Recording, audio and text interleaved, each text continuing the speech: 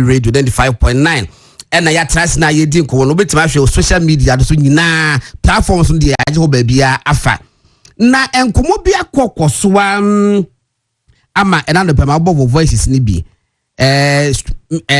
just about 21 minutes past 8 it mean kasa kesikitwe bi na meti efi honomon samoti first voice amebo ma Jomahama no a na Jomahama eba wa ye president no wose wa ye odwan funu it was a demonstration bi eni honoma ebetimi no into one day emfa no dem be bia monye abusa for mo hu se na say demonstrations bi ekoso na ese obi adamfo ni interior minister won kan kire no say NDC for abopo said a demonstration on be no at least 12 demonstrations before December 2024 at least 12 demonstrations ebi I want the baby adaba me kan no ha mo ate say demonstration here course na sia last week die ye and to question bloggers ni bi Jomahama nua me kan wa ha aye wuntumi radio if I'm God na Asare-Bediako you can call me the matador Jomahama nua any NDC national executives mu baako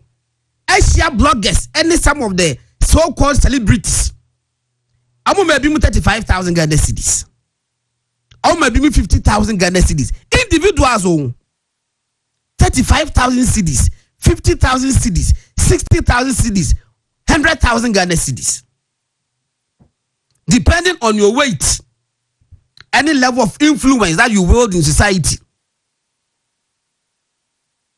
and until demonstrations in Ebekoso and you will be all right to person demonstration betimi akọ but I was say interior minister when the IGP tell say the urban ye won't be stop what because of stop demonstration but they know what na momo no say protest no mbe hia mon guide mo kama ye mpese demonstration beba na ade beche yesi police ni bi e de aba abo obi amaniti apai ama moja ehwiegu ama na ni achi asoa ama na chiti se na no let my vote count ya MPP for koye ya mo so gabia so chida komu ebro ne se kronfo na chinyi na bia ye ya mpesa ade ni bi no demonstration koye ye edipa less than 100 but your tax no munyaye edipa less than 100 though but just because he say baby on person ko na o mantimi yanko police for no mo ne eye hiesie mu a o mo chichiri bi ko ye nti o ma se de twantragu police for so ya bome ya tumi wig ya mi say all of a sudden they managed to gather just say me who have to even describe it. They caught the attention of the Republic. Afobia discussing man conform with demonstration, but IGP it is incumbent on you, sir. Bekyere Ghana for say Jubilee House, Burma Camp, Police Headquarters, a security installation, and the demonstration. Come will be a sonte. Say I had ye demonstration. If you want to occupy Jubilee House.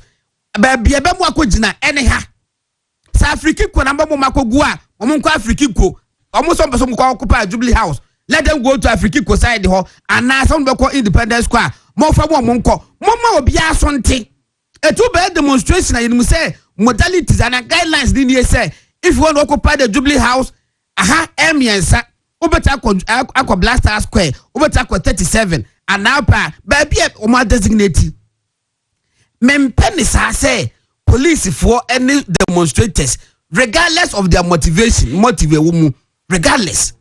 Mempe wantri naska for base no be plan you know the many ho. And the make just say the ban eso. Interior minister the ban no eso. Any pa won no abo brand 120,000 Ghana is what abra bom you 35,000 at a go. Oka say then won diminye.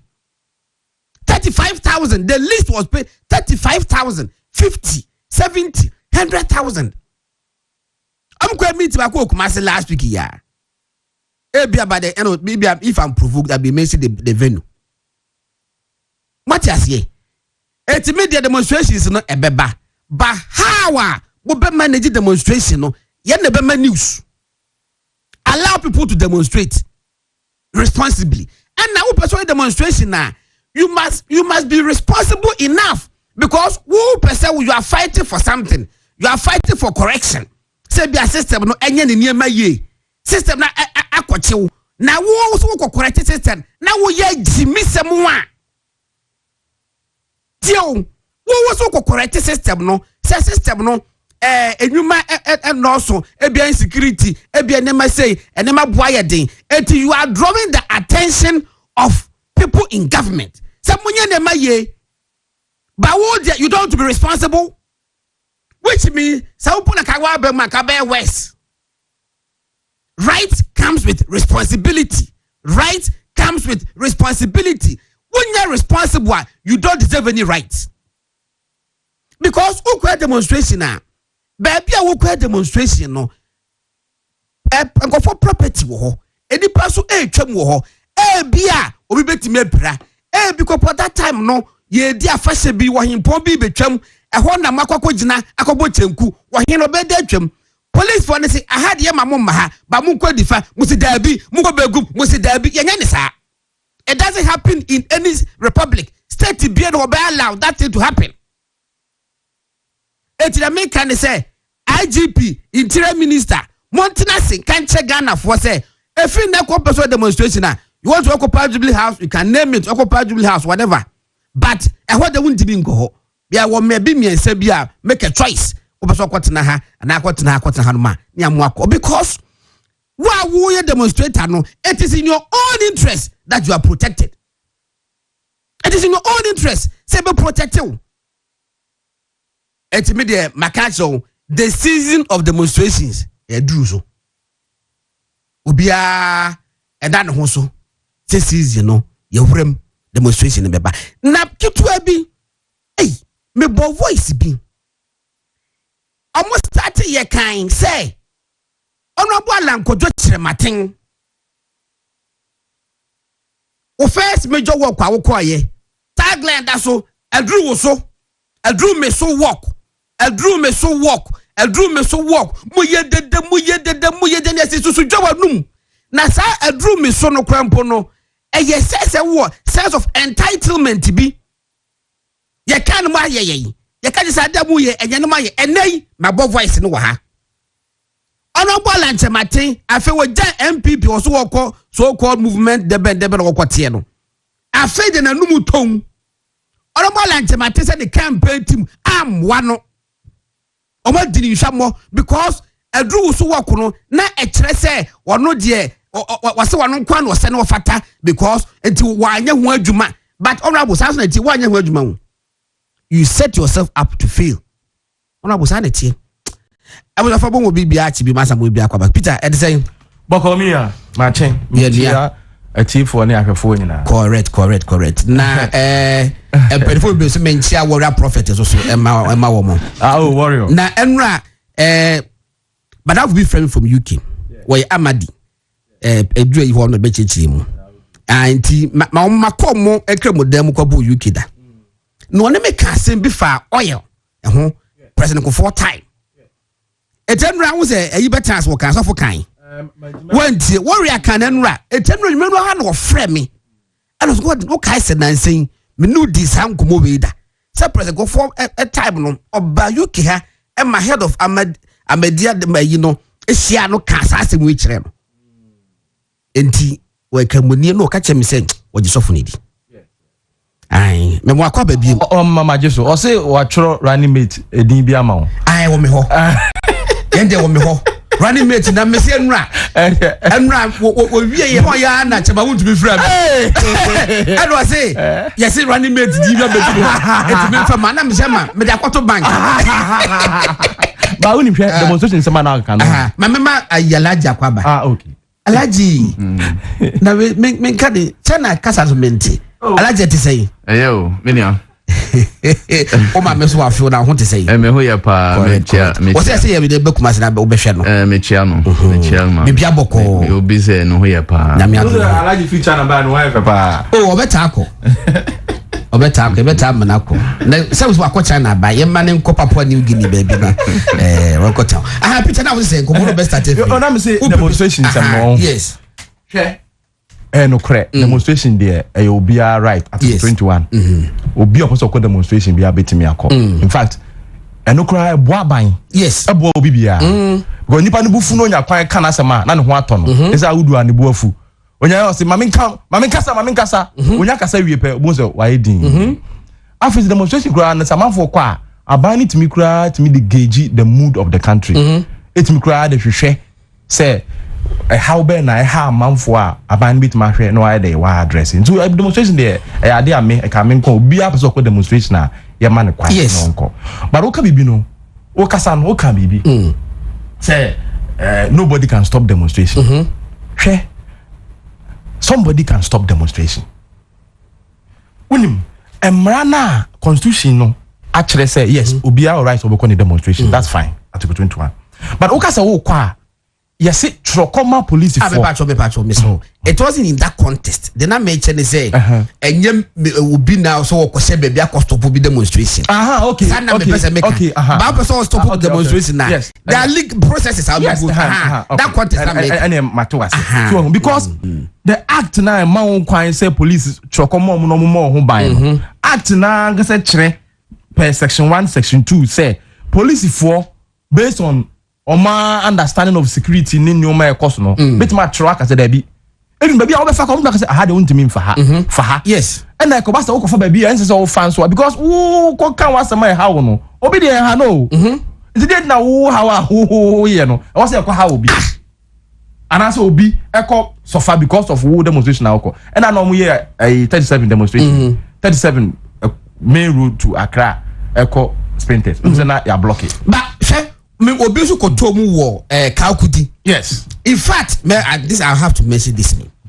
Kalkudi omukoto mu no yes na Ibrahim Hamas dim okay afi Ibrahim Hamas say tio na wanye say Ibrahim Hamas say bebe wodu no traffic na Ibrahim Hamas from when he came na say obasa more traffic yes me say yes that is the catch was say from when he came so on antia kofie and I think it's and then now what no sense for say on and now what yes and then now what was it from so on antia kofie na no so asako ye deja yeah oh yes we must encourage people say ombetimi akọ oye kire akọ kire omadwin bibia na omunya anya adwene anya de be stop what you say enya nne the first we be stop so call o ma panyine aso for time ABC charge if you remember that story and president mama time ABC into say na be cause anya bone na mum the police can postpone demonstration depending on say officer say be ye ECOWAS program bi na say ECOWAS nyoma yi koso yi dey here in Ghana also kwa demonstration on Ghana the police of course will be stretched into make say postpone in any case me say a showdown walk nyenka ye no last 3 weeks and so police no share the situation ni you know say there be postpone for a week they agreed and this workers obey demonstration na say police share say the new matter and you make so postpone for another week or for question that for ana baby abefa no e ba ko ha manfo fa the same people are responsible are also dimra so article 21 no they must understand the police and allow the police to work say and now to me with my on the fa UN General Assembly in New York makoho yes na enkofo eye demonstration won call for Nigeria for Biafra war Biafra state for yes anya senketwa omo ye demonstration but ye no ye mo ma UN dan no ho be across the omo ekwan say Trump Towers yes na chi e no ma barricade e wo ho enti obie no obetimi atra sa barricade no iti je ho ene nipa bebre Palestinian fo ne ade eti obie agu sa ayi na ye twa no mu say ene obia eye di ne banners e no mo to no mu ye de no mu didie en wan no yes so demonstrations they also manage yes you have to manage and a police for so emra no e show mo den say also mo manage it is all case o ko na so ya o sore ya so o ko na dabi so o say yin na ye tiase yes what you say Alaji Mamenchia etiefo any ahwefo ye also on Facebook now anopa demonstration is oh boy now demonstrations there what can you now there's no need there police bebo demonstrated Dabi. Look The only thing is that demonstrators say trauma police they are giving routes. Routes now they should also respect rules procedures now the amount regulations say baby ubefa. They should also respect that. Yes. Now demonstrations constitutionally say the Peter Kaya Article 21 is very clear. Say demonstrations everybody is free to demonstrate. Processions are not demonstrations. That is fine. Now demonstrations are by me. I should not be worried, and no government should be worried about demonstrations. Sometimes demonstrations no kwa bua manu maunhu niema esiesie niema ahead of elections. Exactly. Look, it be gauge the mood of people. Yes, and you do certain things that will not to your own benefit. Yes. So demonstrations should be allowed. Yes, but demonstrators should abide the rules and regulations of such demonstrations. Yes, and the police so should be careful in dealing with demonstrators. Look, demonstrations do not necessarily make governments lose power. Yes, the biggest demonstration here was Ghana up to now. Kumipreko demonstration 1995. The following year, in a year elections. Did they make NDC lose our election? 2012 in Myanmar, didn't we have Ghanaians have demonstrations? Yes. 2012. NDC Oman win election. Ahead of 2024 elections, there were a series of demonstrations. Yes. They didn't stop MPP from winning. Demonstrations there should be allowed, and they should be allowed freely. They said people should do the right thing, and we will move on. Yes, we will move on. All right, Peter, and come on, 22 topics never discussing. Registration and the exit of now who introduce two topics. While our voices be brave, it's worth commenting on those voices. Why not? No, my voice here. In fact, Alan there. Yes, Alan there. Any PhD. Oh, PhD. PhD that be PhD. PhD alone is not worth it. We many are penny. Boniface. Oh, it's not Alan there. Oh, there young cost. Because remember I made it. my man started breaking. That be all not starting all. It that be patch your registration and now say I send your PPP. Yeah, land in the face. All right, after 9 o'clock, no lawyer na no bibu ahen ebe join here on phone I obe join on phone. Peter but was starting now. Alan and answer registration. Ma starting Alan. The demonstration is there say. Yeah, you try no maybe. Okay, fine. It's in the young Alan there no. Can the butterfly fly? And that's a question. No, who's there? Question now beside no. The butterfly is in the life science sample. The beside no will go through some metamorphosis. Yes. Into the last stage, and the butterfly. Yes. The last stage, last. I think it says 7 weeks or so. I'm checking this here. Peter Yanko. Yes. As for the question, say, can the butterfly fly? Any day. Minimum sempen for me, you maybe say. Okay. To assess, say. Adwuma opeso odi ahye ne dis opeso oye no whether say ebe high MPP or HPP so obenya say o nya say o so obekọ ampo so onko apa ni say adwuma na ekoso nte no de yeah behwe. But you see political party there enye by force. People decide to join political party based on free will. Me timit makase me ko join the CPP, PNC any other. Into real Lancha Martin or a foundation member and a founding member of MPP. Into Konimness or say or free Konima. Any news. I mean, send you on one about joining also on joining. That's fine. But all free muno or can say be. So tin sem na all can. And I be me who say oh fear all free muno. I was saying nipa dinachi. Or say nipa jinadi, ejinidi. Or say nipa no adwen anase nipa ne nya adwen. What I say? In the ansem na wake kan bi no. E na me pese me hwe. Okay. Say you me do the two. Etesen. Oh na say obi be dinachi na obi adwen bu say one ne be ye adwuma na wahwe. Because enkumi ko ba say wo kom na wo free na wo kan bibia keke na ye giant ne sa am who say party no cry your press conference address some of the issues yes. Or rating, so that's fine.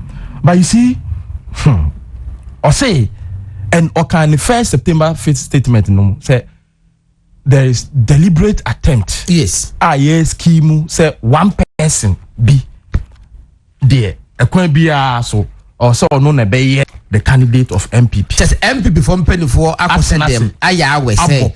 Omu wia abanum ama wobi. Yes. Na interview na me boy baby what can say. Oko dem mami nya wo. Oh say you didn't. Baby was say nipa 900 and something mo koto aba no. Yes. Ya no na isha.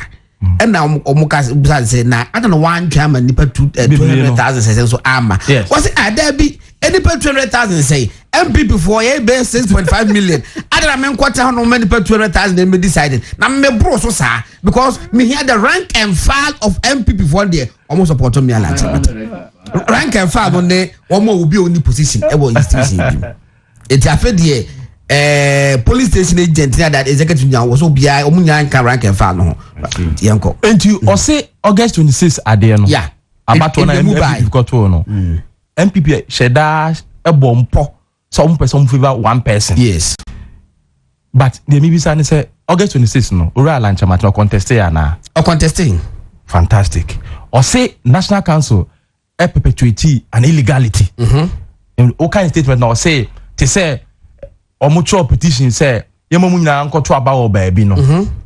Afin so kemo selected the first 5 nanso National Council here na dwene say omun to 1 vote, 1 man 1 vote. Peno. And no chese party no ashie omu asi omu adwin pise omu wia aben. Na just had omu no 2014. Now even say 1 man 1 vote ade no. Oh, what Ora Lanchamati is rather saying is an illegality. Yes. Who hear Article 13? Okay? 9. Article 13 actually Oma also mutuaba. Now the 10, Article 13:10 of the MPP's constitution, I quote, every delegate shall be entitled to 1 vote. Be entitled to 1 vote. Every delegate shall be entitled to 1 vote. It's not entitled to vote. 5 instead of the first 5. Now I vote. Now I vote. So the mama person would just think no. Oh, the any moment an illegality. Okay. In any case, if party ekotwaba, na say office say omaya de bia enso ani anase etiamra. Na say oko pateki ojitum because remember before I said August 26 about to because no. All the aspirants new major ditum so they were happy about the process. Yes. All of them. Yes. Wow, omoni semcho for kasa said they were happy with the party. Omo Justin Koduane chairman Ntima Basokra for so far nyomonoma omaye. Yes, voices wo. What I say? Na so uko pateki uko teki part near to abani wie. Now we now say the resist issue say that about when the course was an illegality. Now person what say? Okay, we say the longest lived adult butterfly. Live for 9 months to a year. But the average lifespan for the majority of species is just 2 to 4 weeks. Yes, just have a fan. To what we are saying, I would need drink in the pano. Would be 9 months. But average, no, achabosome. No, 2 weeks, 3 weeks, 9 days, 16 days. Achabosome 31 days. Nice and one. No. Up to 1 year. It will be 1 year. Okay, Mati. Peter to us. What I say? Ebio o say amanfo cheska abana ekoto ye no who kind statement na o say amanfo cheska na mitiwa meti na say ora lankash pa na de 207 shopping center lankash ye fundraising ab yes unimska onya 1.3 million Ghana cedis a day. Wow. Na alankash na ede no onya edin alankash na say meetings are no mu ye no kumase na sika no na bi no mu che dollars omu che dollars man say drofo me ena no obi catch me so no we dollars ni bi e wo kumase de no yes ne alankash e complain say amanfo otua sika yekoto aba MPP abam na onim miwa there 26 year 2 special delegate conference abato ora hopes na doye unni title or Alan campaign mu ye fe no a campaign operations director okay that day, party headquarters or granting interview. I say I will be a hypocrite if I say Alan did not pay delegates. Yes. Okay, it's okay. You to abani we Yes. I say you be a hypocrite to say Alan and Cheska. Okay. Now quotina. I say no one can say that they came into this election without paying money to delegates. They all paid. Yes. I will be a hypocrite if I say we didn't pay any money. Hopes not doye. Hopes not doye. Na hopes kwa ba. Oh no Denmark. Me so aba. And obe afanto ho. I mean, hopes I'm not sure so we didn't achieve. Sir. Yes. Oh, let's see how it goes. Enti ene ye koto aba na wo wa manska. Obi nso manska. Na Ghana ha CPP kura koto aba. Amanfo into ska kakra. CPP, what do you mean by CPP? So omunye the two main political so onu ne Kwekuba CPP for they are spokespersons for other parties. Yes. Kasa. Unim. I'm saying say abato de o kwa enye de ya obetua bibi kakra. Enti se ne ala ne complain say ye koto aba ebitua ska. Wabra wunsu tua bia na je say wa no wonim there you don't know what you are about really second one tua bi and already say sika abam na in case since when who say is a political party yakoto aba amafu tua ska Alan Cash they use that dey awurade nanko but when the first it is very rich very rich coming from him Fahima lawyer Addison Chale yes Arewo very afed baby o kan kra ye no wan say national party na say an illegality be say your call special delegate conference no a pie between ora dani monibo Asare-Bediako no senka run off ne koso na enso o ma mpeniso ma run off na nkoso and this is one of the reasons dia free party ni mo o kind statement na yes sir the benefit me go me show na say na affect me kan no enipa ora Asare-Bediako and affecting directly. No, they are in the party. And Asare-Bediako throw the statement by Bontin, so he disagrees with the decision by neck. If I make one no, me name Asare-Bediako ya do never be brave. Oh yeah. Me was say me ora Asare-Bediako. I was a party no cause on the kasa.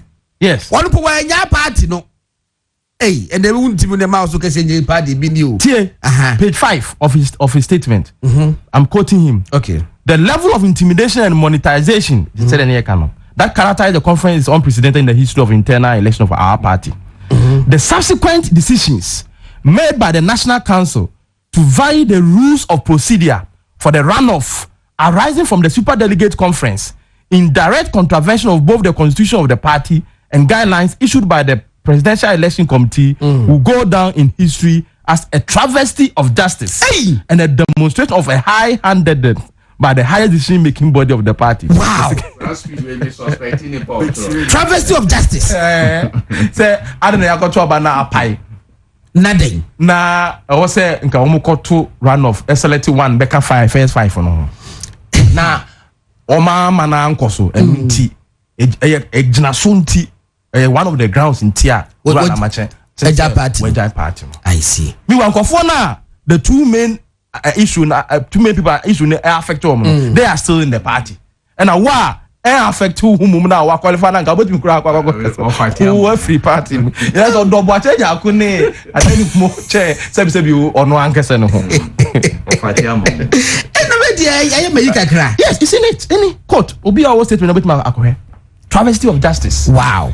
Now, okay. Meanwhile, that decision, yes, me feel say it was an unfair to boy. Oh yes, but unim, our constitution, nipa National Council is not wrong.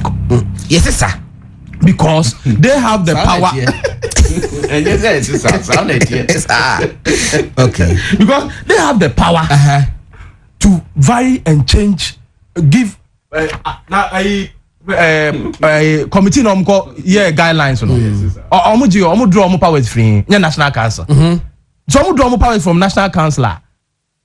The National Council can change it because me more powers be a mama Kwame powers say ABCD. I can have the power. They can, yes. They have everyone. In fact, okay, a statement by former Central Regional Minister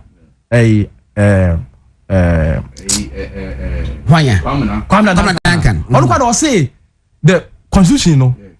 HSA select the first 5. Doesn't mean that there should be exactly 5, automatic 5. Yes. Yes, and I've read it. It makes sense, even though I'm not a lawyer. I'm going to challenge you or court. What say? What kind of constitution now? Per the article 13. Or say Sekobase, so me a first 5.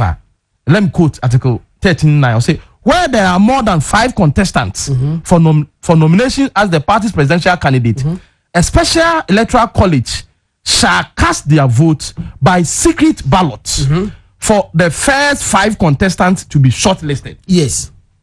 So his argument is that once he says the first 5 should be shortlisted, say you got 2. There's a tire. You need the last 2 in frame. That be inconsistent. That would be inconsistent because that was the first 5. You have to automatically. You must get the first 5. The first 5. How do you because time ban one break here means you're going to get first 4. Which will be inconsistent. It will be inconsistent. That be. No. Well, me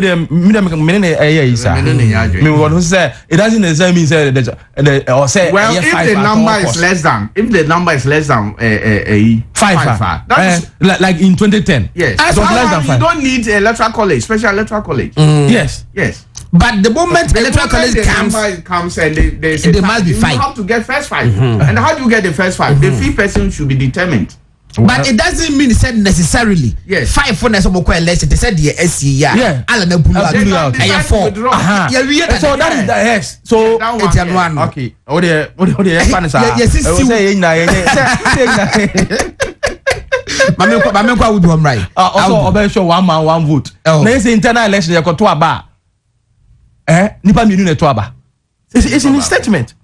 One man one vote. Or say you ensure. Or Baba ye independent candidate. Say be ya ensure one man one vote. One the be one man one vote. Don't know. Minimum say internal election. Them say you got to aba nipa one man two vote. What be ye one man one vote? It was the movement that what? Yes. And say what party? The motive, you see, W show. Second party that will be here. Now we independent candidate. You don't need any. One man one vote. No, here and I general elections. There one man 4 vote. General election. Now you see, I think Allah himself were conflicted about what he's doing. He doesn't know. Oh yeah, you see, I will not disagree with you. Yes. In fact, also Jai Kasa. Yes, also Jai Kasa. Kasa no yes, you Kasa no mum no M1. On the in one breath, industrialization. What the achievements of the party and MPP. Say all time why Unipass, why 1D 1F, why then no. And then you are criticizing the government. If you take the success, you must take the disadvantage. Yes. You can't be part of a group. You want to take credit and refuse the debt. Now who say who as minister? Why ABCD? Why Unipass? Why 1D1? Even 1D1F? NA or 6K na no crime put there. Another problem. 1D1F already. Who do you see? I know okay. Now who say who now they buy? And to hear more abaso. So why was it PS? Now we are the same abino. Who say abina nya dey wonu do. Now we don't be part of the problem of the party. History shows say time I started PS I know ni Ghana. Oh, a records Kwame de send here my makan. Okay, yam kwa wodu. Na me ne ha na resignation by. Na ka wo ha ka be stop no. Me stop no. Me make say me encourage ni say onko. Yes. Ade. Look. Na mo refi de BJ Darocha kan wo ho. Man fa letter no ma hwe sa me nim baby ameja. Oh, let us say the same me dey woni na. Time oh yes say we resigned 2008 no. Okay say I think BJ Darocha there's something he will be smiling in his grave. Ne. Or say yema alanonko. Yema no tena party no more he will be a destructive factor. Yes. Enya no na see ne. What kind? Enya no na see. Balan say sakrata nkra Darocha troye no. Yes. Darocha nu no ho. It hwe na pa ne chewa. Records no wan. Oso hwe na pa ne chewa. He records no wan. Asa no free mu. It is all person challenge a ko busa Darocha yere. Darocha wo wu ye. Ne yere no wan. Binimu. Masa. Oh, eya na meka asem kire Peter. Say Sebio Zalan Kojo Chematin wenyi chemi. Wabobra chairman. Why be politically chairman. But I have always insisted say one year good politician. Okay. I've told Peter. I didn't. Now politician what party mo? You never talk, say you never challenge your opponent on any matter. May there any MPP and NDC MPP member say since 1992 NDC form a MPP for party was formed. On one thing Alan Kojo Martini NDC or my challenge on any issue or condemn NDC. Obin can share me. One issue. So Marco debate what criticize NDC say NDC party ni a party say party ni ya papa party ni say ni say Obi mami. But Nancy ya or is that interview or say NDC and mama mumfa policy be ama bonta. Nancy ya before the resignation what is other? When idea politics Obi na onkoji onyi nani enkoji attacks. No, attack no, na win power no be minister. That has always been his policy. He's in politics. Alan, would you have a record? He has never attacked NDC on any issue. Obi, now only say almost a former vice president Baumia, Ebinomo say the speaker, and a bear campaign tiano. Why? Because of Nemo kind. Because of Nemo kind, and yet Nema MPP, and yet no Nema MPP winning power. And no benefiting. And no money na benefiting. Sanya chung. Look, and by the way, dear Vice President Baumia Kaya during campaign 2016, every 2008, Eba Nea it's not MPP's policy. They are not Kaya outside what MPP promised Ghana. They are not Kaya. The only thing I say he took himself as one mouthpiece of the party to project those issues. And on the blame you. Is that how you do politics? Say nipa no jina also no there. He only move back to me. Sense of be measure so majuma. May share other places share they be number who will be a top 5 reasons you should vote for somebody. Okay. Now they're tossing number 3 no. Yes. Vote for Audu Muhammad so you can do your own reshuffle. But the better message that must is here. No, Message that must is here. Yeah, quite out to us. Okay. Your mom fire phone call. You better some you be hunoma. November 4th from the Emrantemo.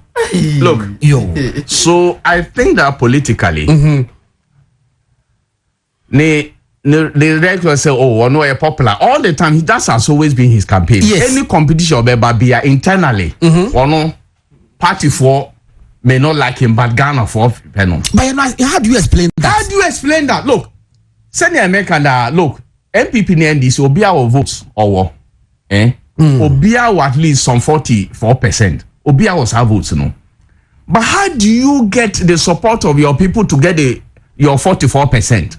So Unipa no more party, they don't have belief in you. Trust. How do you get the 44%? To talk of the so-called floating voters. Anytime with the record in 2007. Anytime Obey campaign, but he starts with national campaign rather than internal campaign. Ono were popular in Ghana. And what is the popularity? What is the basis for that comment? Sebi on general national election to see how the performance here to should tell us Ghana for panel. What is the basis for say or no Ghana for panel na MPP for na panel? Na MPP for no one panel. Maybe that is the reason why he's not leaving the MPP to show his real popularity among Ghanaians.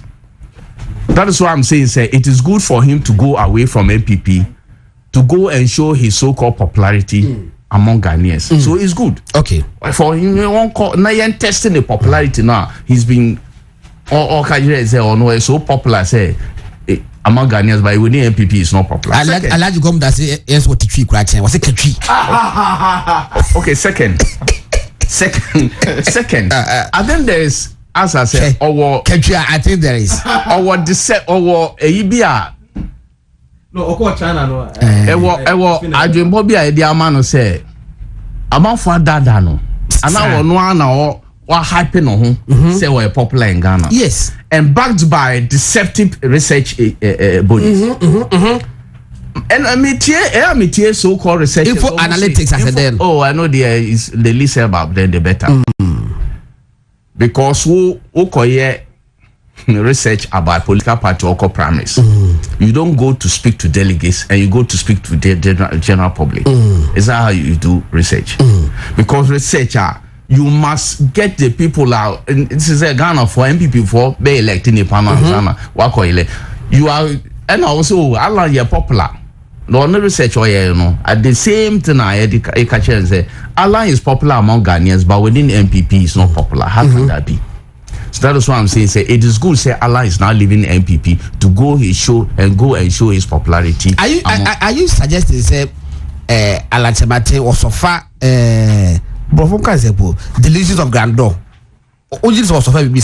More than that. Hey, look. I didn't know Bebeka say we're popular among Ghana. I've asked this question so many times. What is the basis say we're popular in Ghana? What's the basis? Said no, we're 10 gram. We sabi kumufacture me we Kenny Santini Sebio we founding member we admo UN or school at the Saddle 9 years who go school na we be 8 years na for class 1 o kwa the Saddle 9 years me blow me trumpet me primary school me 4 years me class here me call no for me 4 years na fa bakuja ko kuma say school friend ba fa bakuja omo me form ko school ko aduma ho ma che no no mada kuja school na say 9 years 2 years 9 years na ko no yen hu say last me be that and after 9 years after okọ 9 years secondary school no PWA no there na o de be fie o ya aduma you so go school onya results ma results okay mate they no know the aduma you yeah also can be about set movement one vote sorry no that was to be so anticipation yeah go who can me share performance or Ghanaians for say Allah no me say his living MPP no will rather bring unity to MPP. I see. Oh, me. That is what I've always believed. MPP must work at getting that unity. Yes, of course. But all guys are let's say unity, no. And you work towards it because this is somebody. He has been on or feel say, even though he was part of this party. Now he now believes that they have deviated, the party has deviated for principles of the party. And yet, in his own state, the boy is not a boy, you know. He says he still believes in the ideals of the party. Their contradiction, I'm now Godon Cousin Bekyere. So maybe I will jai MSN. Also a giant so Sana, you might be the no.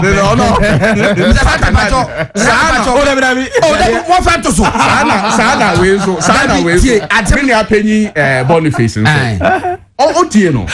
Honestly say Alan, the oil near Papa. Yes. Now Alan, even though well, pre-party, he still believes in the ideas of MPP. Who believe in the ideas of MPP? I don't know how they call movement. But that's the patch of me. There you be a toast so say will be in a jai now seek custody of something. But share the fact of Mrs. Why? Oh, say because MPP has not elected flag bearer yet. Oh, Santi. Having the one shall be mobilized for custody of his wife's breast. Then maybe I wasn't even the house. Bema no was so January. Was that as an court to say? Let that was sitting now, ban by the breast. And the bad food, dear. Divorcing man applies for custody of his wife's breast, says she can have the house. Alante Martin say Alante Martin say how do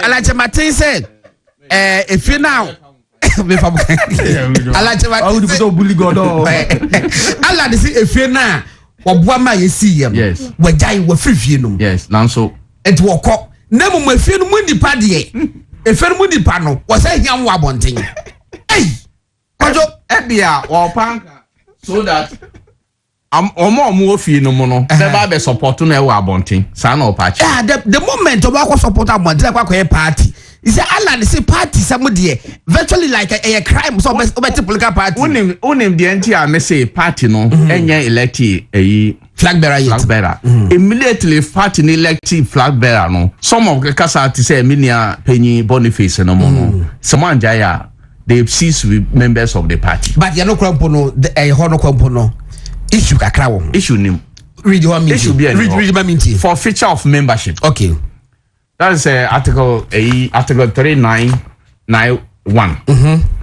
A member of the party who stands as an independent candidate against the officially elected member of the party, or who joins or declares his or her support for another political party or for an independent candidate when the party has sponsored a candidate in a general or by-election, automatically forfeits his or her membership of the party. Okay, so in this case, the hand was say when the party has elects. Okay, that's what I'm saying. After November 4, no. If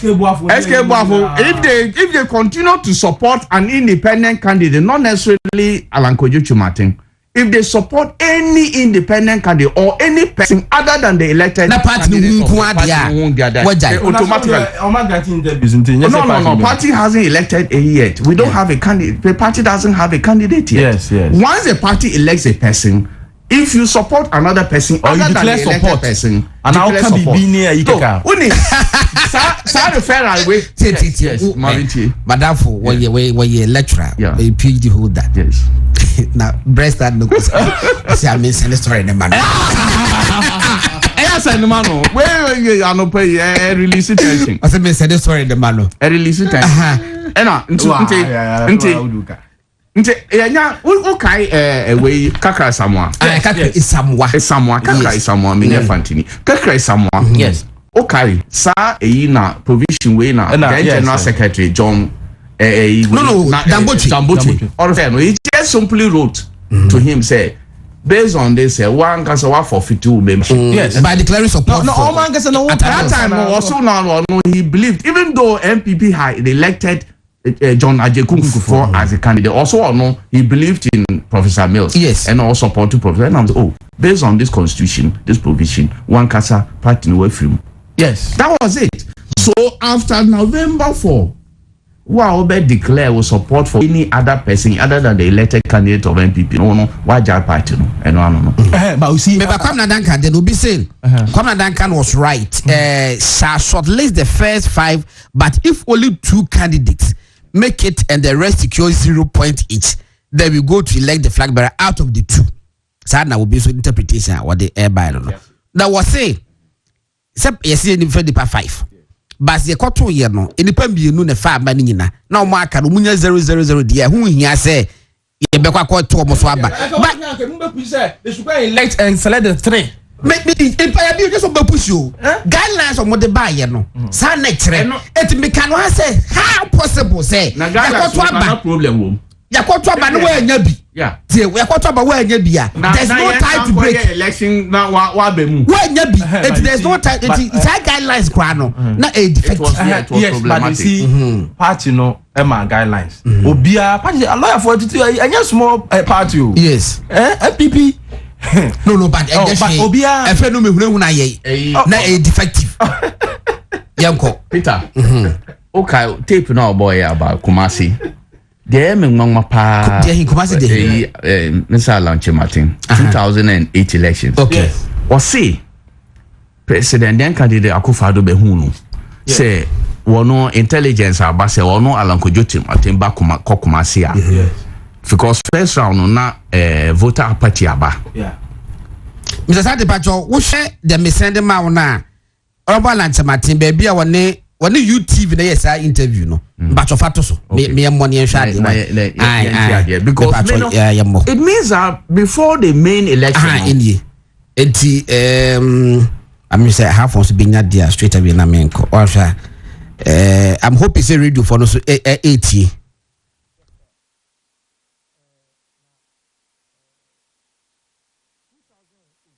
Yes, sir. 2008. 2008. You call general election. One will say Ashanti. More as MP in the first round, you know. Okay. And to about a mine as we expected. Okay. More as MPP. As MPP. Okay. So what I say. Now, and then me can't sample a man Kofuado. Then candidate Akufo-Addo. So me can say me were very good relationship and Akufo Entitlement. Because na ye shocked with the results no. Say onye free Ashanti region. Offer me say Ashanti support. Osema reports say onye free Ashanti region make about Woka Ashanti support. Reports say onye free Ashanti region. Because this is a general election. Okay. Reports say onye free Ashanti region is say to Ashanti region and to ambani nyina no. Say ye dey alanche maten e ba so me campaign wo ho a. No more besisa. This was the message he got. And to offer me say, offer me I cut 2 weeks. At time now cut just a year. Offer me P. Say or the Ashanti region. Okay. Because this is what the people are calling for. Okay. Now say, Alan Bemupe. No more besisa wa Ashanti region. You can ask him. That will be no bit me bisano. Make cut to his credit. Okay. Say na dream pemu die. Na otie nipa na asem die. No say Alan debate na make it different. Ya delegate asem na ekon. Say this is the mistake and kofo je. Okay, yeah, delegate asem. If delegate omo say Ashanti region 2 million people na it be to aba. Delegate omo ko to aba omo say Ashanti region. And delegate and the one say the American say a true general election. And now my popularity at what Ashanti region. And now Akufo-Addo say Alan debate man make a difference. Now popularity that's here strong hosa. Of onya catcher me no. Nka so many apanyin. E ni kwa so ade me no na campaign na akodru say Ashanti region ne betimi ama be president. Now so me kodi a na ko na me too na me de koye. Mendi even one day wo ho. No, afraid before the election. Yes. If you felt he was so popular, our person MPP winning power. What prevented? Until I may say politically, you know, me, I don't trust his political guy. Because say it will no more say 2008 now can say President Akufo-Addo winning candidate Akufo-Addo winning power. Our so popular in Ashanti region. What prevented Alan Kojo Chimatin for moving to Ashanti region to support genuinely say me support candidate Akufo-Addo to win. Upon a unity talks in Niamey, he was following President Akufo-Addo around 2008. Yes, he was following. He never had says a meso meji region way na makwako campaigning. That's why I will always support your friend saying no. Current Vice President Dr. Baumia. He as a flatbearer, he took regions. There's no regional or no one yes throughout the campaign from 2008 up to time MPP winning election. Wow, who say who support two candidates? We are so popular. Also, you are so popular in Ashanti region. And a woman says, "Anka per se party in winning power." You didn't go to Ashanti region to campaign. Say, "Per se more support to your candidate one winning power." You were following President Akufo, candidate Akufo-Addo around. Okay. After second round, Akufo-Addo who said we are so popular, and Okachi will say, "Yeah, Ashanti region call." Some have so popular Ashanti region now or carry all these years up to this current election. Oko Ashanti region before the special electoral college. Also, on Ashanti region for panel. You have two man he can get more than 2 million votes from Ashanti region. Yes, no as half a voters. More than President Kufo. Allah, why so popular than Kufo no bia or Benyama. They call special delegates conference. No votes are in our 10. Ashanti region. He wants to tell Ghanaians say any MPP for say omo to abano omo control Ashanti region. All the people control Ashanti region. They don't believe in his capability, and yet Ashanti region for no abstract. Omo believe no. They don't live in Ashanti region. There was I can no CTFM there was say side the first 900 no or representative enough. and na system na sando mo buy system na sa go for the 200,000 so if you have in a region where regional chairman and support former regional chairman do not support you regional chairman do not support you constituency executive do not support you Obia support you fathers do not support you the whole Ghana now also we are popular Asante-Bediako mo doso. Okay.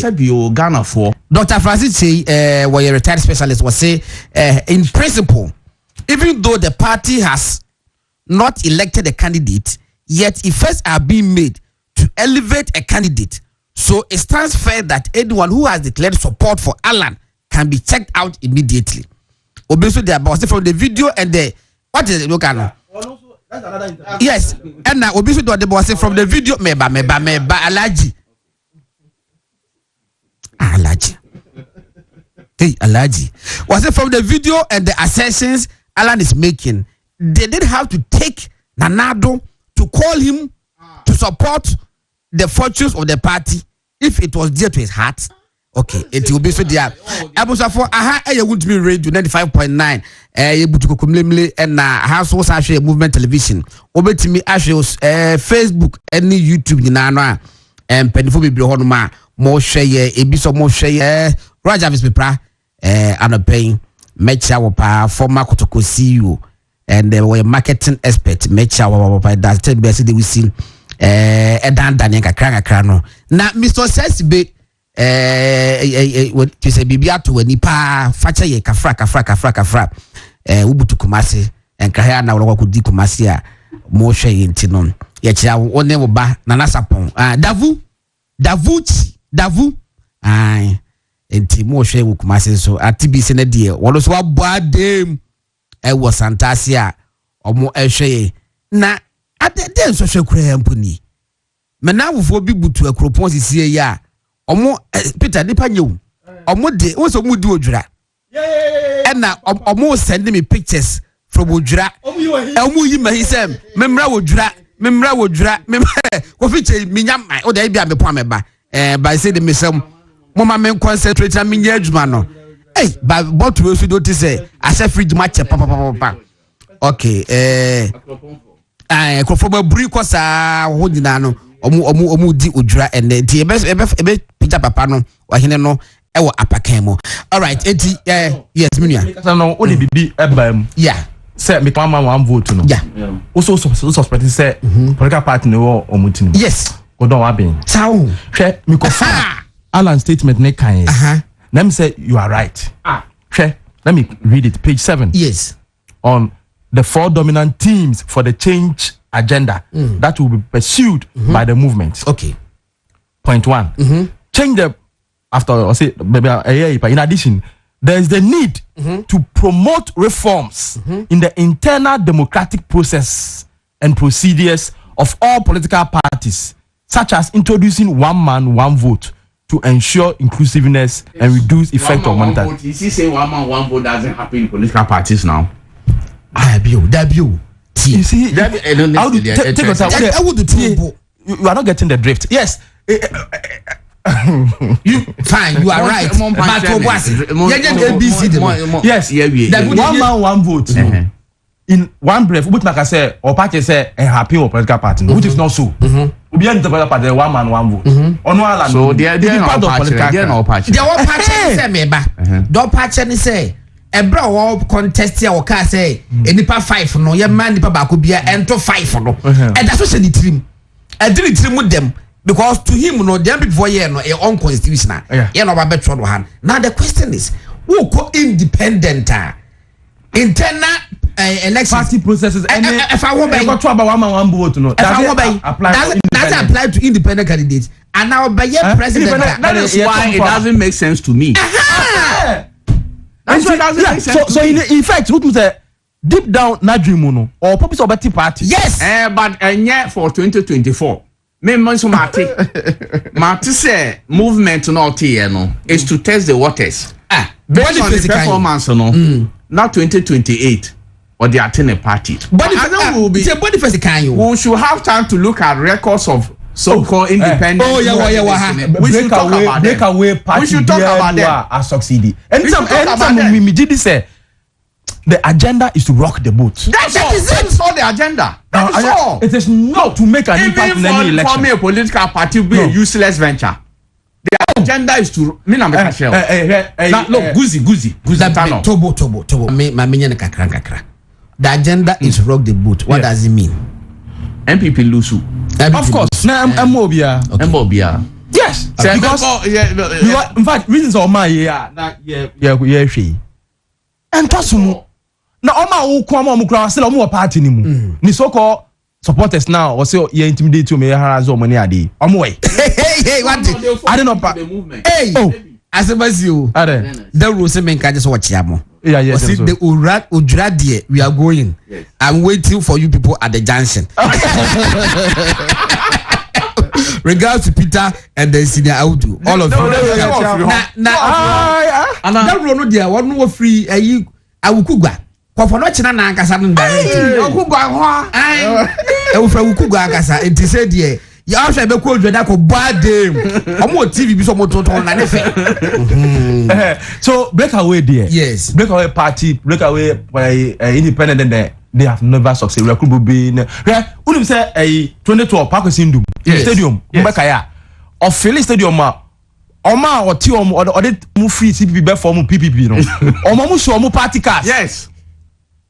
You got to about say. Masa. Hey.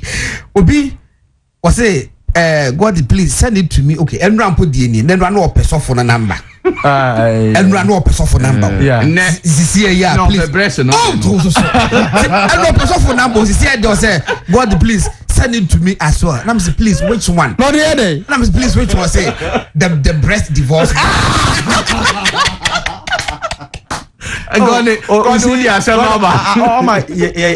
Yesterday, but yes. Say yes, you minimum now, Obi win and then Obi him say Dr. Baumia be winning. Soon di party soon di Dr. Baumia na bad thing say Obi beat me abeje sad in everything. Dr. Baumia win he has no choice than to choose a running mate from Ashanti. Yes. And not just because when him rock the boat in some can say agenda some it will be based in Ashanti region. Semi headquarters of the movement near Ashanti region. Mr. Sadi Pacho me said those back video back no city TV there. Yeah, they be conclude on our discussion on Alan Chabatin's exit no. Now Mr. Sadi Pacho boy no na me shade. Of these statements, this Adru so I've left them in the lurch. I disagree with my own team. They kept on making some of these statements. This Adru so thing, I kept on telling them that you're underselling me by making it seem as if Alan is just sitting there and he feels entitled to it. And so, I kept on telling them that is not the kind of label befitting somebody who has worked to deserve, to lead the party. So I disagreed with them on even the Edoso label. And I disagreed with them also on their own understanding of what you are now referring to, that, the super delegates, you can already predict where the allegiance will be, and that if it gets to 200,000. That's why in my earlier statement in exiting, I said that the value will be the same. It's not going to change because the delegates, this is the 200,000, who put them there? It's the same establishment. Who controls those 200,000 people? So I kept on telling my team that my strength does not lie with the 200,000 people. My strength lies with the rank and file of the party. And when we talk about the rank and file of the party, it's not the 200,000 people. 6.5 million and over vote for MPP, in our elections. Over 6.5 million people. They are the strength of the party, not the delegates. So my attraction for me is the larger group, outside. How many how many people do you think are registered members, card-bearing members of MPP? How many? I'm not sure it's up to 500,000. So your point is that is the party voters, the supporters, not the members. That's the point. Even if it's 1 million registered card members. Yeah. But you've left them in the ledge. I disagree with my own and I'm TV the video yes 6.5 million. First of all, you ever call a MPP for call a super delegates? Yes. Almost say they were going to win. After the about the spokesperson Boabi Asamoah in particular, Boabi Asamoah say, they just wanted to be part of the 5. Now almost trying to 200,000. Yes. Yeah. That was what he said. Yes. Now man almost supporting no say it was going to be the same. So it's not obvious to say or no him say or be lusu internal okweti. But he's referring to the base say 6.5 million be to my MPP. Not 6.5 no one candidate for MPP. One candidate. 6.5 no to my MPP no Alan Kojichumanto no candidate for MPP ana. Ana onu ntina yeto President Akufo-Addo. No contest in the election from 2008 one year and supporters. This so-called overhyped. Na me share what the Peter Kwasi. Small point. Yeah. Or say a drew so no or catching the team they say. Ewo kukwemu. Na yade na eboa no and emwa campaign. But wanko a drew so work. Okay. And he spoke on it. Yes. Masa. Dabi atwaso. You see, oko work no. Emma, nsema within your heart who feel say emwa no. Oko pushy that same argument. Ewo on many platforms. Osha delegate no pushy that same agenda. And so do you have the Kumasi first one? The first one Kumasi tape. Me was even showing there young executive forum all come the net saying so almost 30 years in the speech you cry now you to the extent sir or January 2007 yes omokoya linear penny lead yes he stepped down obi so dem dey atia am or say papa na is full of contradictions. So why did he run for the position earlier when he knew the entire delegate would vote against him? So he needs his own delegates. His statement means that he doesn't have the support of the party. Finito. Yes. And why I don't know. It's probably the reason why he's leaving the party to get his so-called support among Ghanaians. That's fine. But you cannot take it from NDC, MPP. He's saying over 6 million. Now 6 million no a candidate for MPP. So say on the supporters in the base. No. Based on what? Based on what statistics? I don't know. Look, in every politician, there are two. You see, you base there are two. Either your political base or your professional base. Yes. Now, Alan, I have asked you Peter in particular. And answer geographical. Geographical. Yes. If I geographical, no political, no call. Yes. And no, I call together. Yeah. But professional, who area of expertise. I've asked you, Peter, in particular. Say, Professor Alan Kojochi Martin, the political base wine. Even maybe I have asked you. Have you been able to answer this question? No. The picture be send them see Fatos ba me why so meet me Fatos na project see but no unko na obetimi awudu na awudu na nam so che medwuma dia no de bi no tiatia me so on one constituency. Yes, many occasions our contested internal primaries he lost. On one has never won the what is say many occasions. 2010 2014 baby o free that baby o to abada work baby o free baby o to abanyina ever no free ejoso constituency. Yes, okay. Me results now how do one farmer me refi me he has never won it. I was west were gone never won. Look, he has never won any election. No, sound so-called popularity. No, me who start scientific. You better now. Make sure scientific proof behind the whole year. Now, Mr. Department picture be said we see. What they say pa now what they are talking about. No more. Anyway, anyway eti ayakra na na obi bo ahe former deputy but ni na chi no but don obekai say me de owura Bekyere ni statement bi ema the third paragraph no third paragraph me dey hear me pa mpacho kan ma me sa ho ma menhwe akasa panda de wu kan ye no he is still saying certain things ma menhwe ayi na wo send ma me no already good or bad third paragraph yeah I've read it you see recent things that are against his own okay beba me say the pacho we want to be confused but the obeti ma pick the first bia no ba ko me say the ma say I think owura Bekyere picture eda so so obeti dey atoso ama me a all the friend no me dase wo dey atoso na wa ye ba ko no so ho adwuma wo dey otusu bia na dey no enti tobo me yi mafiri ne nyina ne say owura Bekyere ebra orabo alanchematen resign yes wo kwete the party no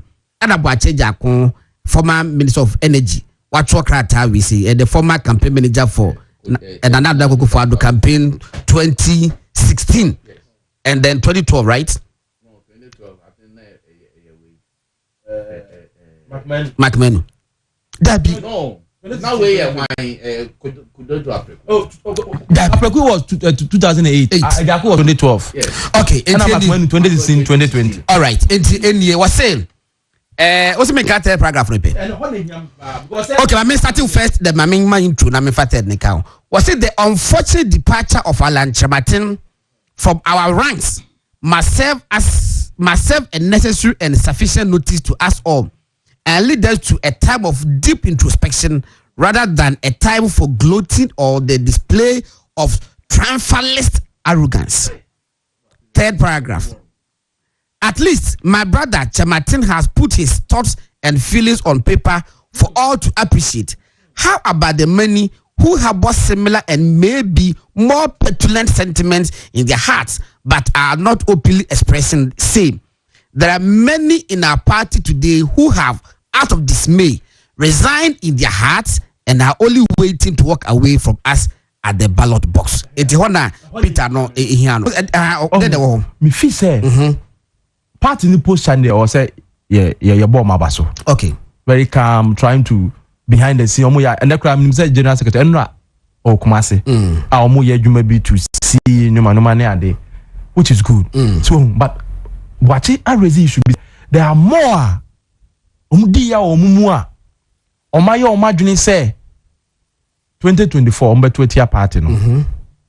So eno see unity in semana ye kan wan asem yin ebe hia say nyambo na after November 4th no a team ombe set no they are also mutumi hu ye assessment hu and am jiri say owura Bekyere na so kan hu bi no na say obeto tia MPP but odi ya obi wonimu I also party penfo ne kasa ono the number 1 true and odi ya also a right to obedience so na enko ba say omo beko akọ register omo ya odie no 2024 there are Alanchematen is not in this alone but this can be done but he has not unless of course or no you also follow if you not follow there are the people after November 4 say they okay no the party leadership should be talking to yes people if you feel you agree what are your concerns now you address the concerns of those who are at least staying with the party ese obia na dream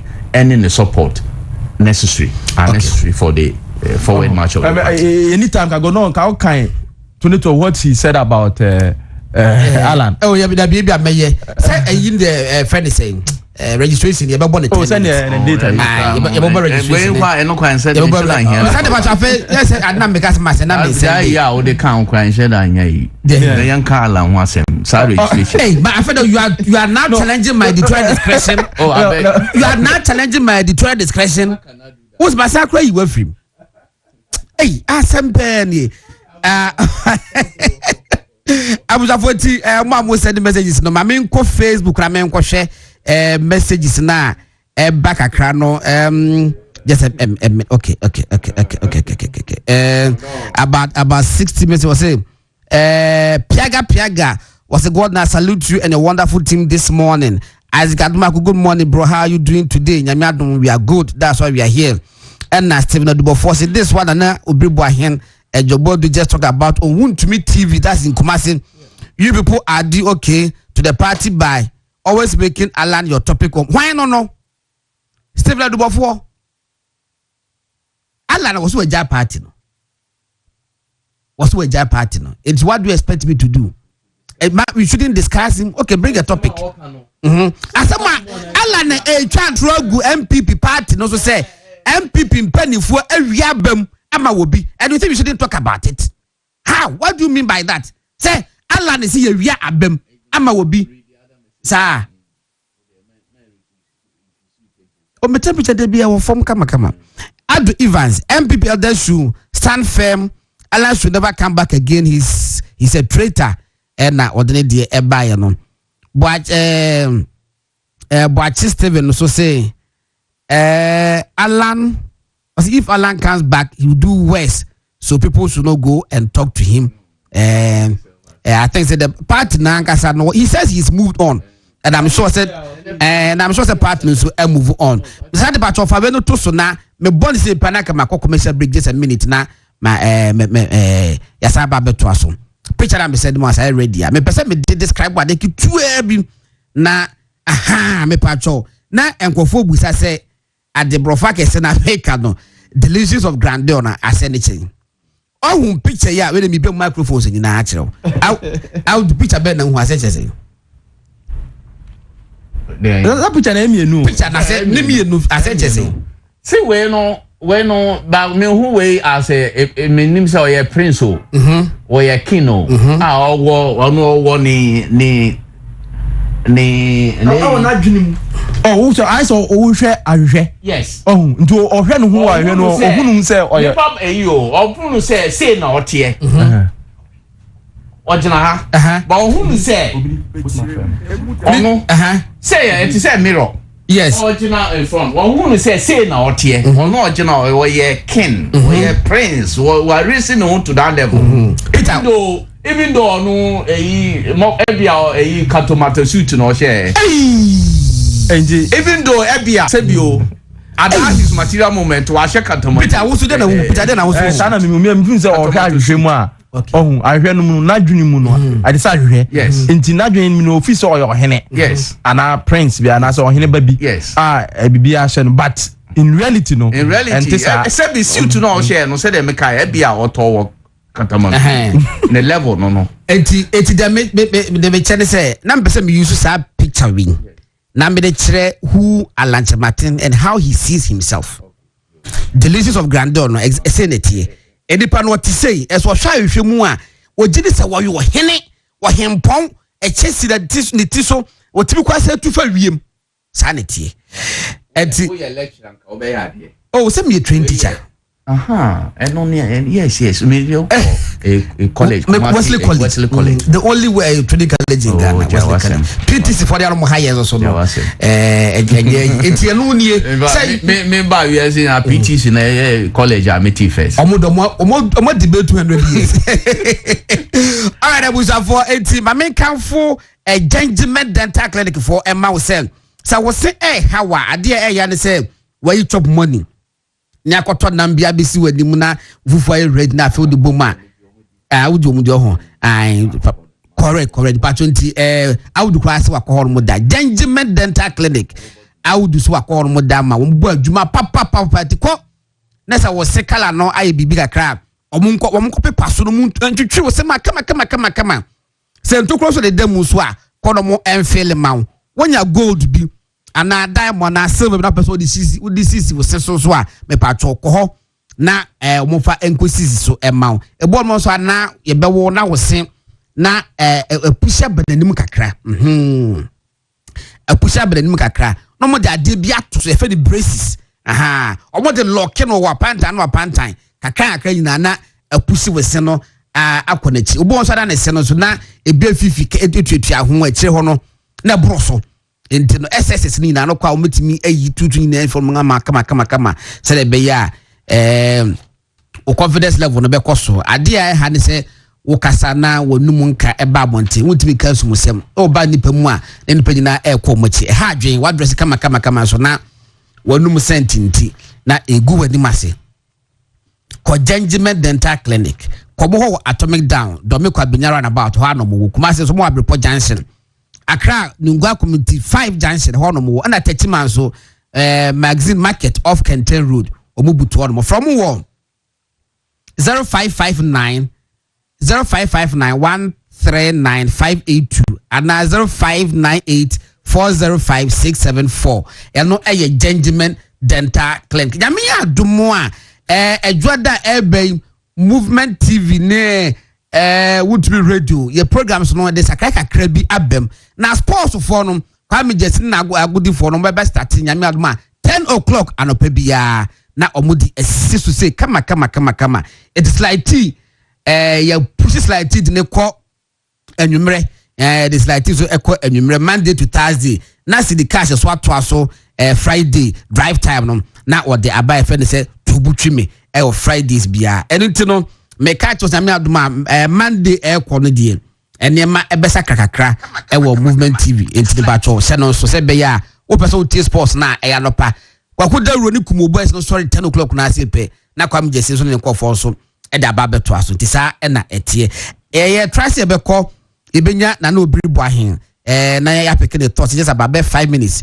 if we are need registration no ato aso term is been at the free mum na obiri bo ahen lawyer ma chen yeah majoso tesa no pe wa kompa papa dwe die 5 matesa no pe wa kompa o ntumo Kumase lawyer mete wonka wo so temenka hello Kasa mete wonka ho hello Kasa mete wonka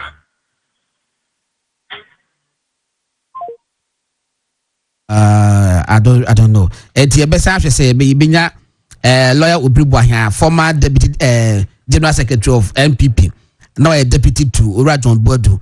Eti so da be bacho Peter, wo figures na say the bacho wo figures na fatoso na yenko registration no koso omawi so munwie aka October 3rd nyamba next week ya enombe wie odu ni hwe ye pon anakoka enti da bi en fast start say no more has a person with disability registration where the last page my men kwa human be yourself papa na messenger no cancel ye mo achen yeah me do say god permate say wa compound we dey nyame adma brother wo best studio it ready 5 minutes per any e be born person na brother want to say mama bi akobo mi dua wo TikTok no di brother wo ko eda wo ko sia no ho ana se mo kodane anze ya ba sante hema fie brother na omo kwa kodi asem no enti ka me ka asem no be ba no aba be bom se brother e se ko sante hema fie no wo eda no kubo wudia ye no so kra fi oh wo asem kra ponu na me kra na me hwese yie betoyi ana panyini no e ka kire me se men call lands commission hon ko hwe se asase no problem ni wa enti me koye search ana o mo de reply na ba na me say oh ani any lands commission o ma nya because at the time o ko bubu ma no o mo searches ni guyem na ni pona o mo ye list na ma no kra bi ye list ni ma no so the structures were established, were set up so many years transana any lands commission ekoye ba akoko bubu o mo structures ni guyem etie yasisire masisire ma na phone. So the best thing they can do is I think they should go to court. Now I'm court wa na ba se ye pe bansinia ye me bansini mapa. Eti when I told them that eti because asa me kire wo no msi wo mo de omo ko akohwe. Eti mo wana mtisa asa mo omo ba akosaman ebinu wo otumfo nuaba no ho na ma court. Now omo kana me di no so lawyer dey no pa anti mo manama no o meka ne ni eti be kwa na mko tira say me na na so okay me lands commission they have not been fair to man for na omo structures the wo no care me didn't do it because at the time I care me who could demolish structures ni na ni pakora mo si lease ni ya na dia no na man for na omo structures apart from that any care me any lands for na can say mo for so ko demolish because some say I am pass my lease crime will be a pacona or my lease amano. And it's all could demolish those structures. So you shouldn't do that. But when in Asama and Kaisa or more from a mammy bed dancing. It's not some say the city, but when the opportunity comes up, you're from here and I'm a bit by Biame. So I can number 10 baby try. Or Mamma Bio, Mental or Mukambio. In fact, you will be around myself. Or Mukoya plan, Quatama Penino Casa, Mukoya plan, Marana. Mamma no ma, or Mukoya plan. I later paid for. I paid 4,000. Because not, as I said, Munya, Mr. Bill on China, I said, yeah, the coming. So why do you have to go and invoke a curse on me? And that's Obumitia. Nana. Nyame adoma benada ye jimpanifo di maybe asuma kwa hene mu nyina be piase mu ntino wakọ mu fan na na sabe de onu sabe tambi amakoma mu fan ayi wani akanya ayi sopanyi na ya kamso me TikTok so no so sayana nya ya onso bosom nkunu na am so na nya hwe dabi na enya hwe dabi TikTok am eje watwa mu ho no mo company fo die wo bedi bem wo wi a ye nkofu futo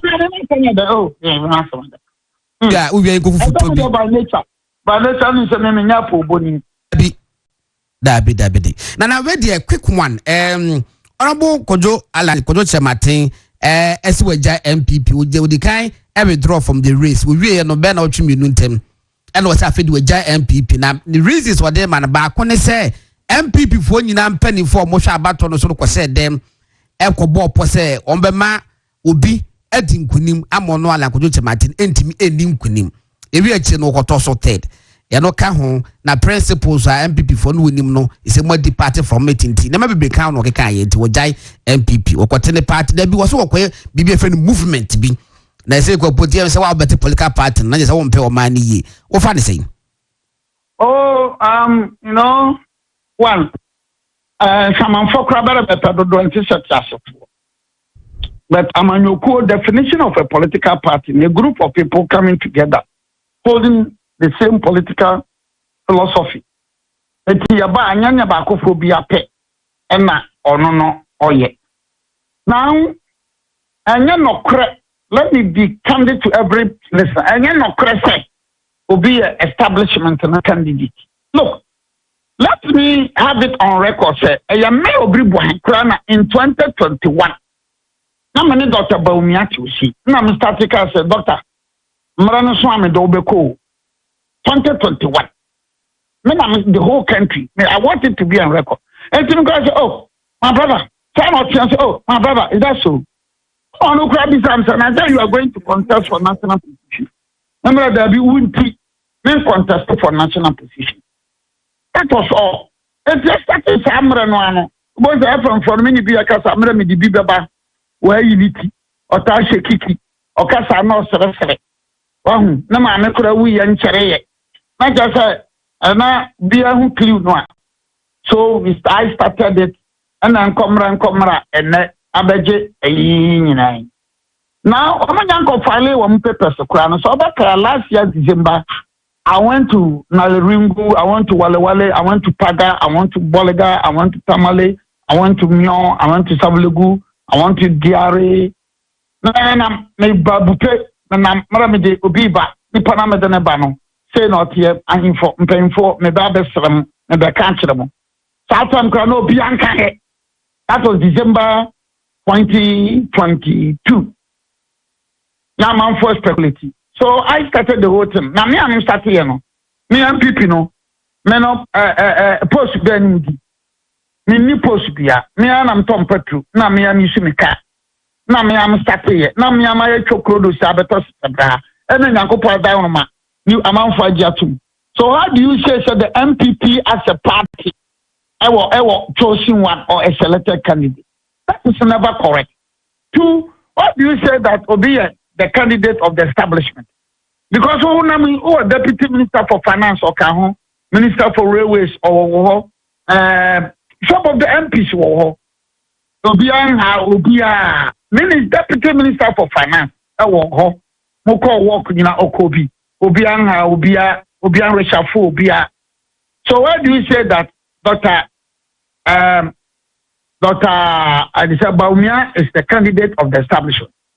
Work of our form, who contest here, who toss me and son. Yeah, me cry them and abandon them in DC, minister, MP, Bibia, the top Tramiam Patru, with the Mekana Mamma. Then you are making this accusation, say, MPP phone Akotaro Biachi, call mandate, Wamayama, and that is never right. But you know, I don't want to go off tangent. One way, and I say, oh, sir, Prince, I say, why not cussing? Why not cussing? All over could do adventure matter.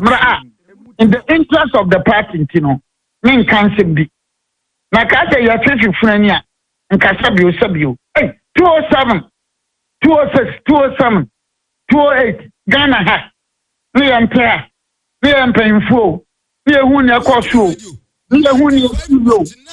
But Sabbath, your Fum Kuma, young Fumunga, me could be one and person I can send the what the other aqua? Nantie, or your minia, or your madam for, or your young cock. You that, look at him, sir. Obribwine, will it have an effect, his departure on your campaign? Me no. Will it affect your candidate and your brother Bonia? Me no. Now, so, but Daddy, with God on our side, so. But yes, you need to be the car assembly because the car, yeah, can somebody about any fair, I mean, Yame, and say. So, okay, maybe I said, no, be some answer here. Oh, I think, thematic areas and I can discuss no one wakikano and one simple answers. No, yes, no wama. I think say the best for the meantime. Yami adma the Tuesday movie or back cry. So the high you feel. What the one cry crowd with a ballroom. Na wababi am yedin come. Why nana? Oh, I know everybody former Deputy General Secretary the New Patriotic Party. And now when you did go briefly, no, Peter Sawati, they were kind, you know. I think say short, concise. Aye, and what the Amaya. And Tim Sandibacho, young registration, so that and ever honor Monty, the Moye, no, Fato to Sona, Abba, you didn't come, Peter. So we figures on Peter start. I may say, easy, target about 700,000. Okay, where first one, Anna, Yabubi. Okay. All right. Anti regions, no.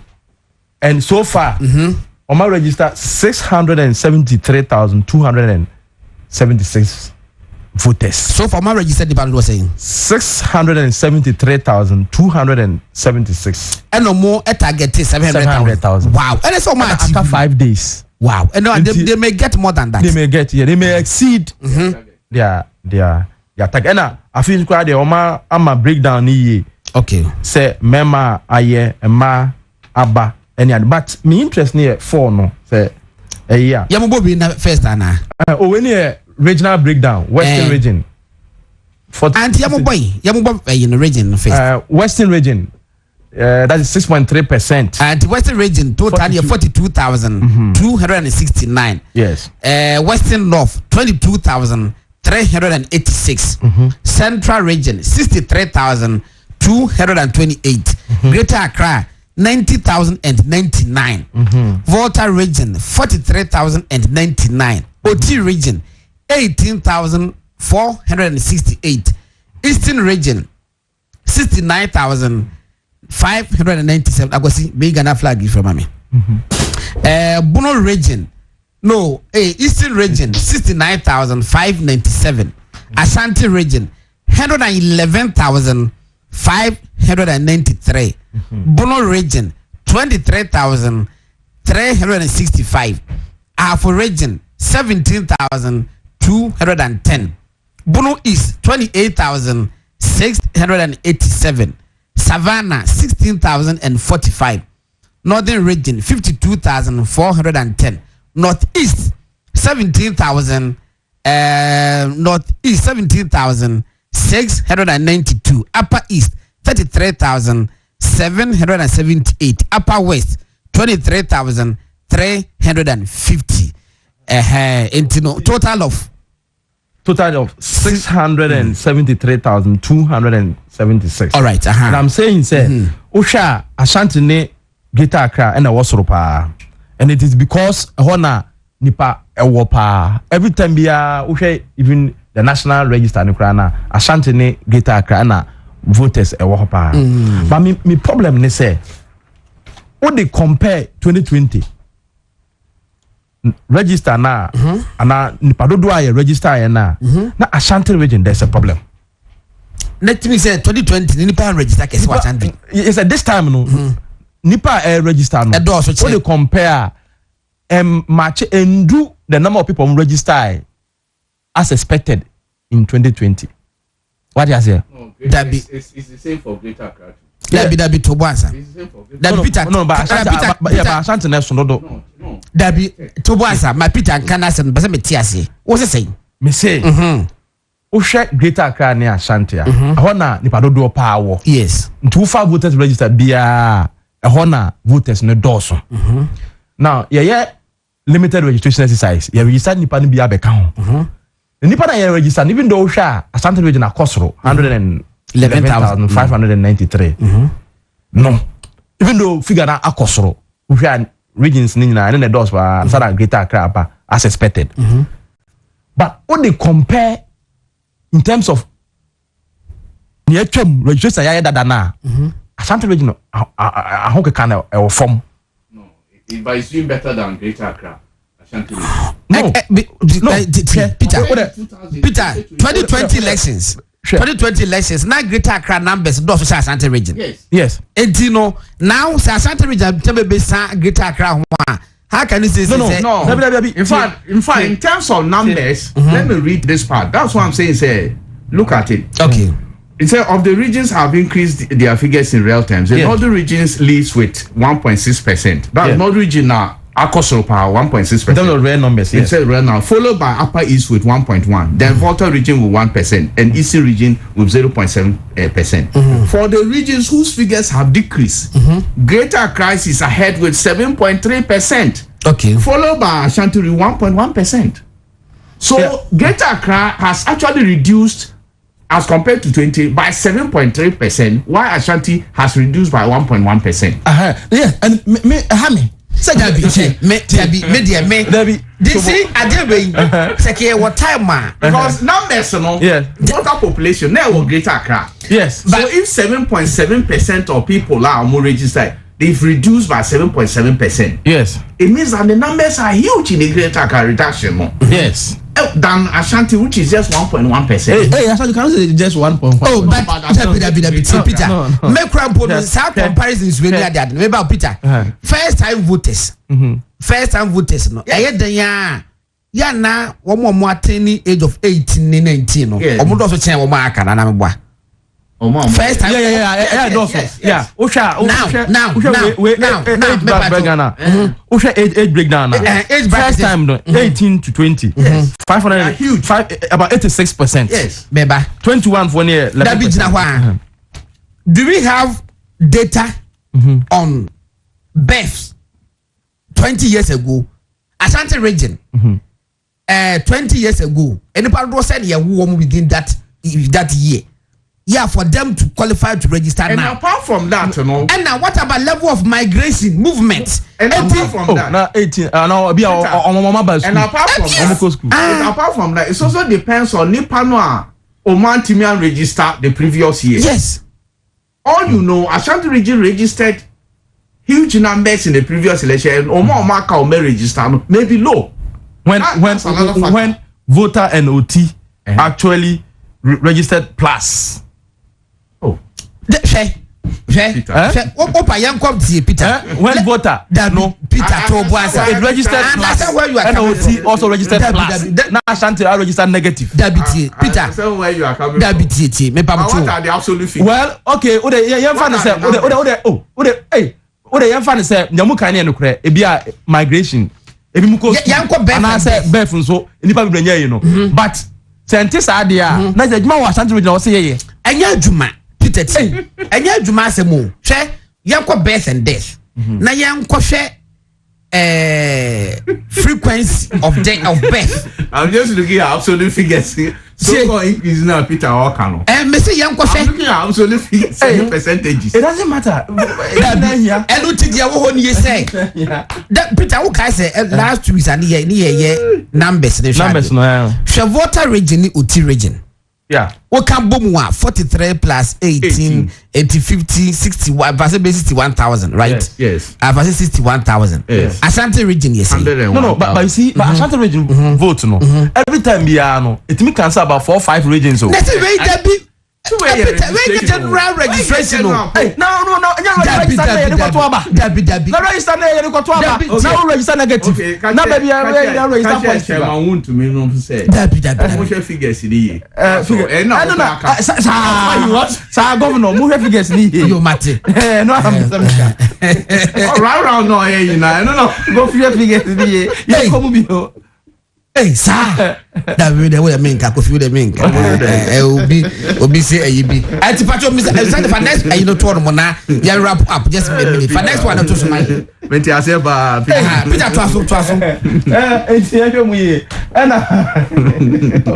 Aha, we na make no. Oh. The breakdown na make no. O hwe Ashanti regional. Okay? Minus. No, Ashanti region 1.1. Okay. Oh, now we voter any OT. OT register 0.6 voter plus 1.8. Enti or say any koho no mo hwe mu ye. Afen so asa access but unim BBC Ashanti minus 1.1. Yes. And a Greater Accra minus 7.7. 7.1. Greater Accra 7.3. But you see, BB echo so ewo ankaya. Is that about you wait me Jeffrey so man ya. Tema West. I go don am no nyina na. Yeah. Oh say o hwe constituencies na numbers ni bi a it be say Tema East say the MP3 the last time first one no 3 votes. The other time was Glover. Yes, MP3 edu we bi no so hwe the margin of victory na isa. Tema West so say you know aba from kakra. So straight away the NDC for ne kofa any pa free asaman edo makọ Tema West akoto aba Tema East akoto omudin so be ya gomis asama denye de ya o be wini numbers ni wo ho enrich ya o mo chi nipa 700 a ye no free asaman akọ can you straight. But you see the problem is that you cannot stop them from registering. You can challenge but challenge you know the processes you know I saw the deviance. Yes. So, this thing, I think it should not be. This is a political strategy. Our parties, no. It's almost share. Ablekuma Central. The last registration, no. Only say the difference between Ododio, difference between MPP and NDC. So the NDC for no move people from Ododio. Only say